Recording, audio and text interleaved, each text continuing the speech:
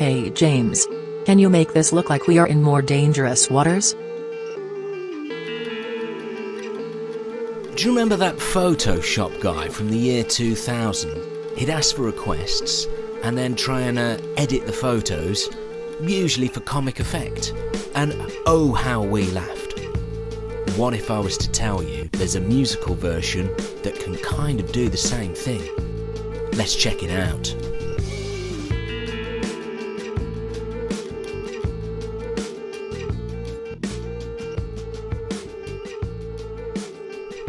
Right, so what happened was, I got an email from someone from RipX software.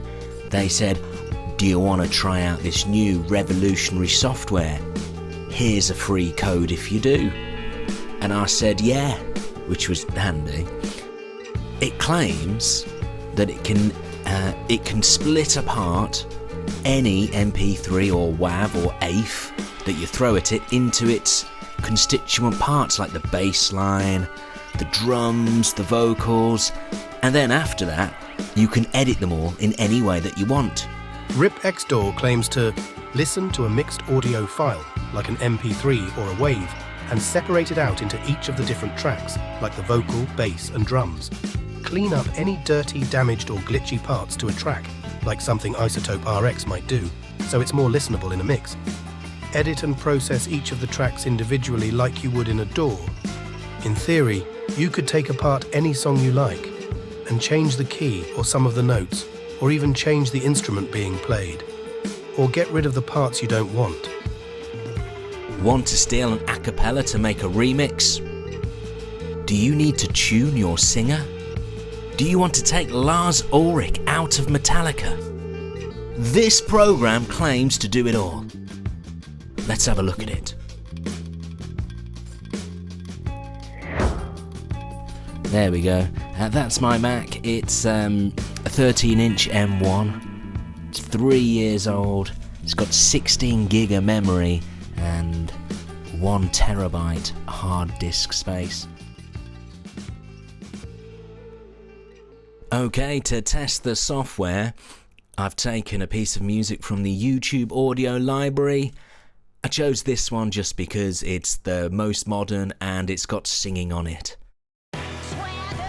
Anyway, if you listen to the song, usually when you listen to music you don't start thinking about the different parts, you just hear it as all one.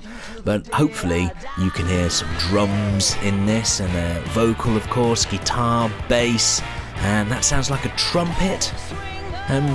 Hopefully the software, when it's finished, will be able to separate it all out into those parts. Let's have a look. Hi, this is what you get when you open the program. Yeah, over that side, over there, you've got the tracks that the software is going to split the song up into. On this side, you've got all the effects that you can do. And to get a song to split apart, basically you drag and drop it into the red dot there. 5 minutes later. Now this is 5 minutes later, the software has done its thing, and oh my giddy aunt, would you look at that. All of these different colours, believe it or not, these are, this is audio and MIDI and pitch information all in one. And, well, let's play the whole thing first. Let's see how it sounds. First listen, nothing seems to be missing. Red lips and funky beat, you better hold your head up to the sky. If you look on the side, on the piano, there's all the MIDI notes as well as all the audio. So in theory, we could replace some of this stuff. Swing those hips around, can't stop, roll back down, my ladies, short, tall, thin or wide, always down. Wow, that sounds pretty good, I think. Swagger down the street with your red lips and funky beat. You better hold your head up to the sky. I'm gonna roll with you till the day I die. Yeah, not bad. Remember, you can try and edit all these. Let's see if we can get some kick here.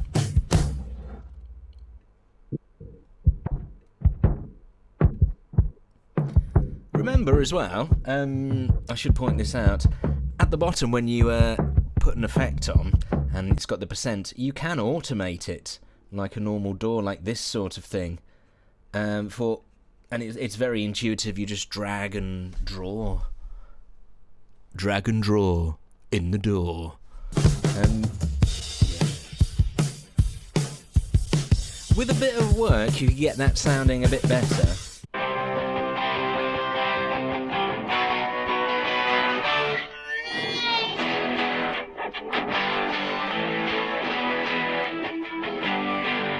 I've got to say that's quite impressive. The guitar is, it sounds like it's got more than one track on it, and no problem there. That sounds pretty good, actually.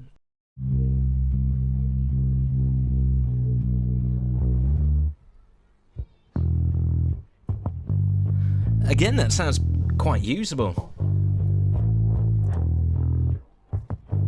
And then have we got anything? Wow. Oh, gosh, there was that trumpet, wasn't there?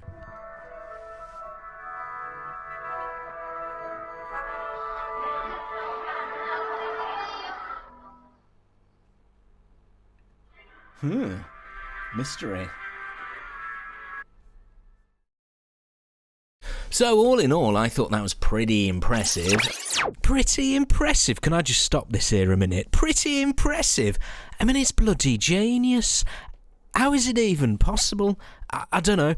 And while the stems aren't quite the quality you'd ideally look for when you want to do a mix, they're not far off.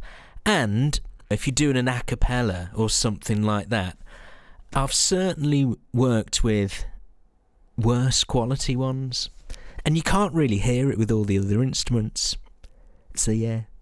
Anyway, but I don't know. I'd rarely sort of want to work with this kind of audio, this kind of song. So let's challenge the software a little bit.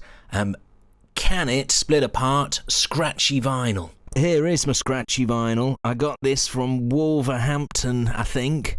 It was 50 pence. No paper sleeve or nothing. Let's see how it does.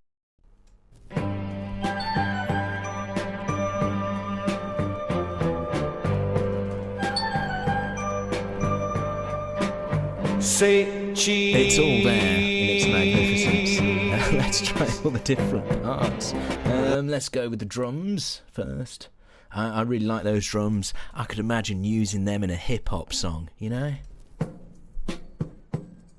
That's very good, actually. And that's much better than the previous song. I think the previous song was quite fast, and there was lots of cymbals, and they overlap. It's worked a lot better on this one. Wow, that's pretty impressive, I think.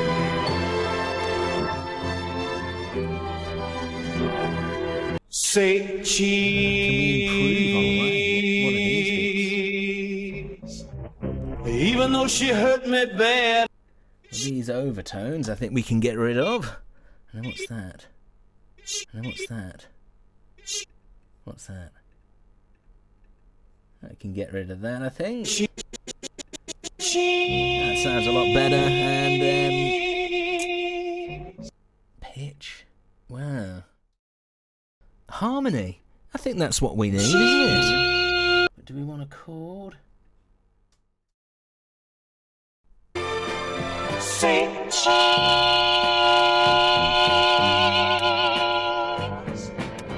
Even though she hurt me bad, I'll never exit. I'll strike a happy pose. Well, let's level up. There's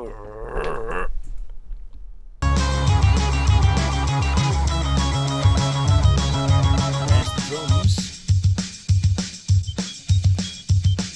And here's the guitar.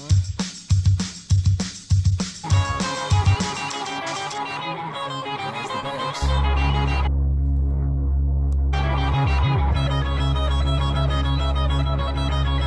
Now, one of the things that the software can do as well, if you isolate a part, you can change the MIDI notes into a whole new instrument. Well, let's try and change that into a saxophone. See what it does. Ooh. Over here, please. Thank you. 1 minute later.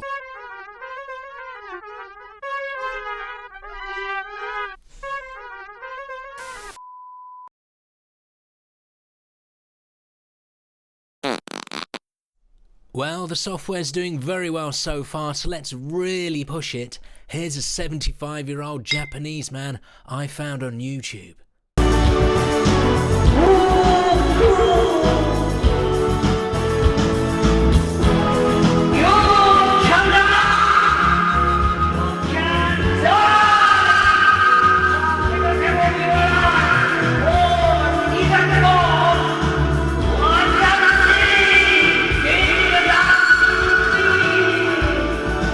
That's quite enough of that. Wow. I think the big thing, let's solo the voice.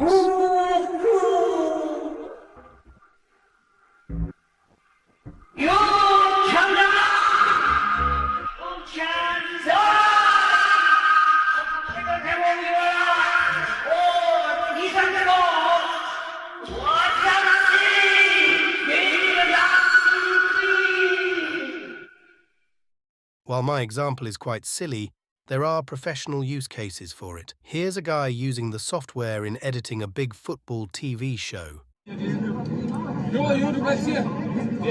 I want to isolate this guy and get rid of the stadium sound.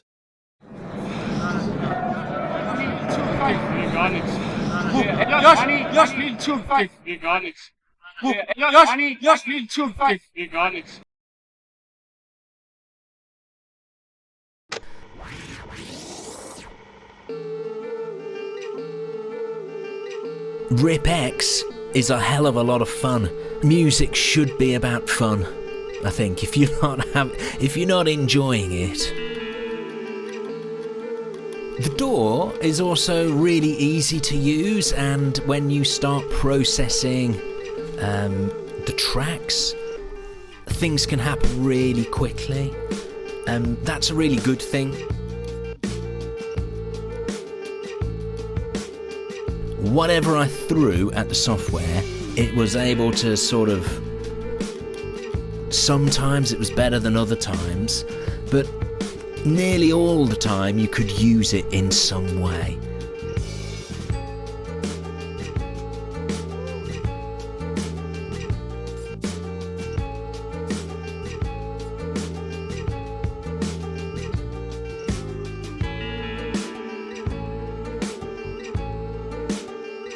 The DAW was quite good. It did lots of DAW-y things you can record with it, but I think most people who are gonna be interested in this software probably already have a DAW, and they already have all their own effects, which they're more at home with, and they've maybe spent a lot of money on. My initial feeling with the software would be, let's take all these stems and stick them in Cubase, because I'm a bit of a dinosaur. I think Ableton Live's cheating.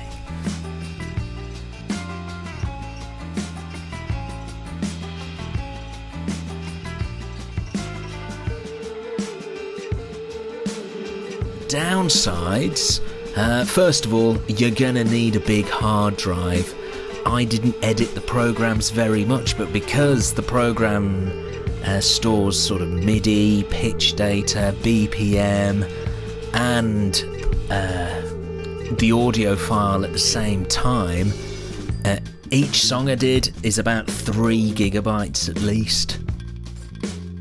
Another potential drawback, there are other pieces of software which claim to do the same sort of thing.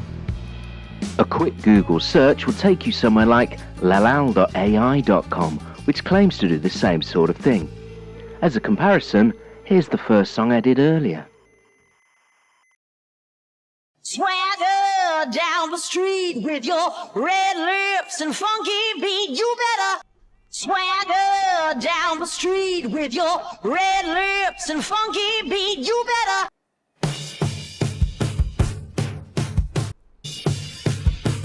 Yeah, not bad.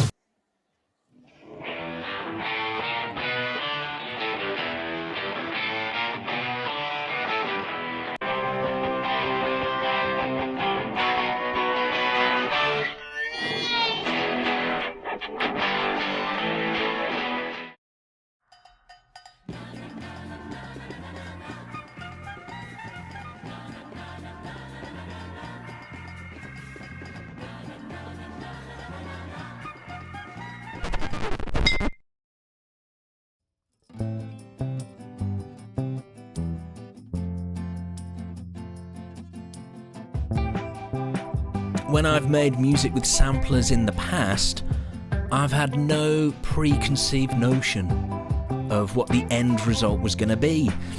You just mash things together and then sort of something joyous comes out at the end, or something you hadn't predicted. It's not like traditional songwriting, which is one of the reasons it appealed to me. If I write a song on the guitar, it's kind of always going to sound like me, my limited abilities. Whereas with sample music, you really, well, for me, it really pushes you into new places that you never thought possible. This kind of software, however, changes the game a bit, because you can come with an idea of what you want to make and then make it. So if you're an aspiring producer with no musical ideas at all, but you know what you like, I don't know, this could be the future. Talking of the future, one of the things I'd love to have tried is this brain icon here. Click it and the software will link you to an AI. You type in a sentence and the AI will give you some sort of music which you can then use RipX to rip apart and play with how you feel. But is it a good thing? On the one hand, yes, because people can make music with no training or respect for the past. On the other hand, it isn't always a good thing. AI prompt music doesn't sound good now, but think about how photo editing has changed in the last few years. Maybe pop music is gonna be, hey Alexa, I wanna be a pop star